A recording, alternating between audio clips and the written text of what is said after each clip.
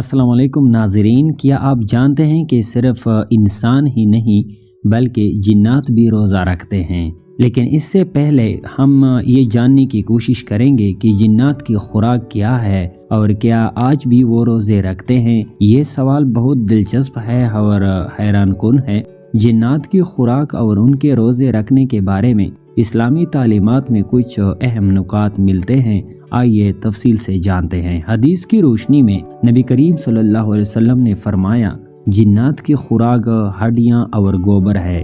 حدیث نمبر 450 صحیح مسلم۔ یہ حدیث اس بات کی طرف اشارہ کرتی ہے کہ جنات انسانوں کے چھوڑے ہوئے کھانے کے ذرات اور مخصوص چیزوں کو کھاتے ہیں، جن میں ہڈیاں جو ان کے لیے گوشت کا کام کرتی ہے، گوبر جو ان کے جانوروں کے لیے خوراک بنتا ہے، دھوئیں اور خوشبوئیں۔ کچھ علماء کے مطابق جنات دھوئیں اور مخصوص خوشبوؤں سے متاثر ہوتے ہیں اور بعض اوقات بخور ایرومیٹک انسینس کو پسند کرتے ہیں۔ بعض شرارتی اور شیطانی جنات انسانی خون، ناپاک چیزیں اور حرام کھانے کو پسند کرتے ہیں، اسی لیے اسلام میں ناپاک جگہوں پر بسم اللہ پڑھ کر داخل ہونے کی تائید کی گئی ہے تاکہ جنات قریب نہ آئے۔ کھانے کے ساتھ سوال پیدا ہوتا ہے کہ کیا جنات بھی پانی پیتے ہیں؟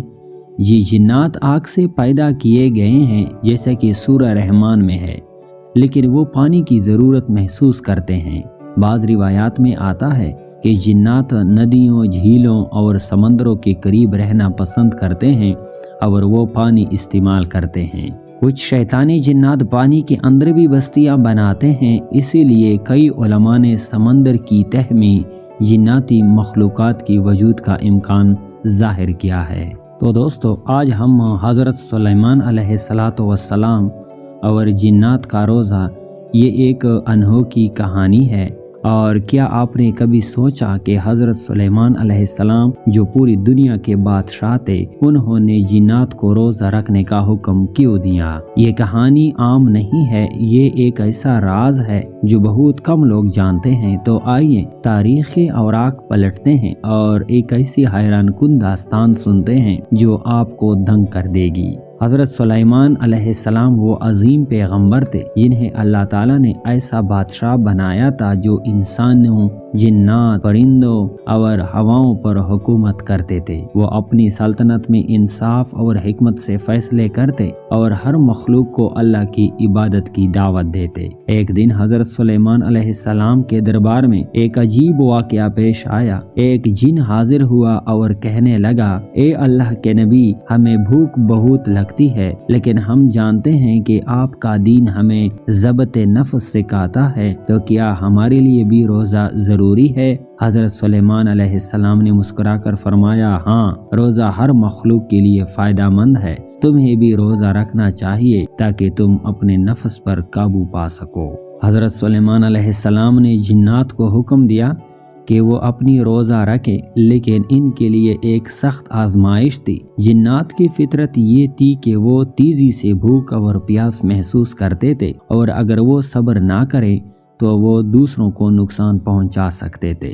چنانچہ حضرت سلیمان علیہ السلام نے ایک خاص قید خانہ بنوایا جس میں وہ جنات کو رکھتے جو روزہ نہیں رکھتے تھے۔ انہیں صرف رات کے وقت کھانے کی اجازت تھی۔ یہ ایک ایسا امتحان تھا جس نے کئی جنات کو سیدھے راستے پر ڈال دیا، لیکن ہر امتحان میں کچھ نافرمان بھی ہوتے ہیں۔ ایک بڑا طاقتور جن جس کا نام زحاف تھا، اس نے فیصلہ کیا کہ وہ روزہ نہیں رکھے گا۔ وہ باقی جنات کو بھی ورغلانے لگا کہ وہ حضرت سلیمان علیہ السلام کی بات نہ مانے۔ یہ خبر حضرت سلیمان علیہ السلام تک پہنچی۔ انہوں نے اللہ سے دعا کی، اے اللہ، مجھے ایسا اختیار دے کہ میں ان جنات کو سبق سکھا سکوں۔ چنانچہ اللہ کے حکم سے حضرت سلیمان علیہ السلام نے زحاف کو ایک جادوئی انگوٹھی کے ذریعے قابو کر لیا۔ وہ انگوٹھی جس پر اللہ کا خاص نام لکھا تھا، جنات کے لیے ناقابل مزاحمت تھی۔ جیسے ہی زحاف پر انگوٹھی کا اثر ہوا، وہ کانپنے لگا اور بولا، اے نبی اللہ، مجھے معاف کر دے، میں روزہ رکھوں گا۔ حضرت سلیمان علیہ السلام نے فرمایا، اگر تم واقعی توبہ तौबा करते हो तो कल का रोजा रखो और साबित करो। ज़ुहाफ और उसके साथियों ने रोजा रखा और हैरत अंगेज तौर पर वो पहले से ज्यादा पुरसकून और फरमानबरदार हो गए। वो कहने लगे, वाकई रोजा हमें काबू में रखता है और हमें अल्लाह के करीब कर देता है। यही वो हिकमत थी जो हजरत सुलेमान अलैहिस्सलाम चाहते थे कि जिन्नात सीखे। रोजा सिर्फ भूख और प्यास का नाम नहीं बल्कि नफ्स पर काबू पाने और अल्लाह की इताअत का एक जरिया है। ये कहानी हमें क्या सिखाती है? अगर ताकतवर जिन्नात भी रोजे के जरिए काबू में आ सकते हैं तो हम इंसान क्यों नहीं?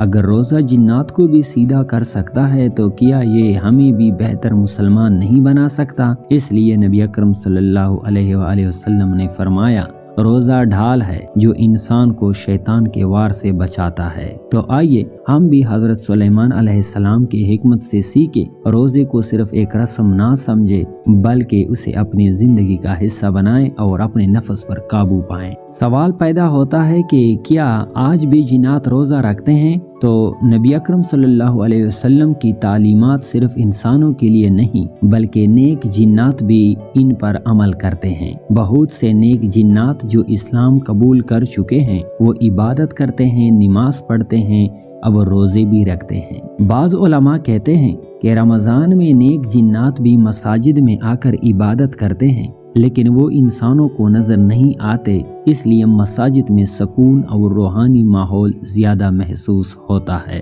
कुछ रिवायात में आता है कि जिन्नात सिर्फ पानी पर रोजा रखते हैं क्योंकि उनका जिस्मानी निज़ाम मुख्तलिफ है। शैतानी जिन्नात और इब्लीस के साथी रोजे को नापसंद करते हैं क्योंकि रोजा नफ्स पर काबू पाने की इबादत है और शैतान चाहता है कि इंसान नफ्स के गुलाम बने। नबी अकरम सल्लल्लाहु अलैहि वसल्लम ने फरमाया, रोजा डाल है जो शैतान के वार से बचाती है। यही वजह है कि रोजे की हालत में शैतान कमजोर हो जाता है और मुसलमानों को वरगलाने की ताकत कम हो जाती है। तो इसीलिए तो क़यामत के करीब जब दजाल जाहिर होगा तो उस वक़्त ज़मीन पर एक ख़ास आजमाइश होगी। उस दौरान उलमा कहते हैं कि नेक जिन्नात भी इंसानों के साथ मिलकर अल्लाह की इबादत करेंगे और रोजे रखेंगे ताकि फितनों से महफूज रह सके। तो भाइयों, अगर नेक जिन्नात भी रोजे रखते हैं तो हम इंसान क्यों ना रखें? रोजा हमें शैतान के शर से बचाता है जो कि जिन्नात की एक बुरी किस्म है। हमें चाहिए